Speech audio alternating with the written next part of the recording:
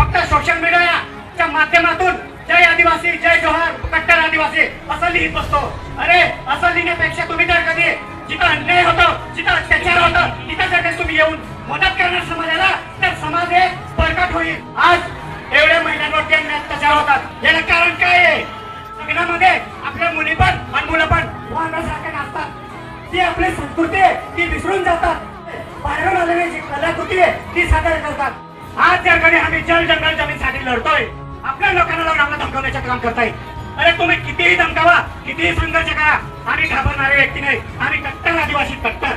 सर्वांना एकच सांगतो या 9 ऑगस्ट निमित्त हे नाच गाणं बंद करा आणि आपली वाजंत्री आपली संस्कृती हे जगासमोर आणा. कारण जल जंगल जमीन हे जर कधी आपण वाचवू नाही शकणार तर आपण आदिवासी मध्ये राहून काही फायदा नाही. जोहार जय आदिवासी आपकी जय.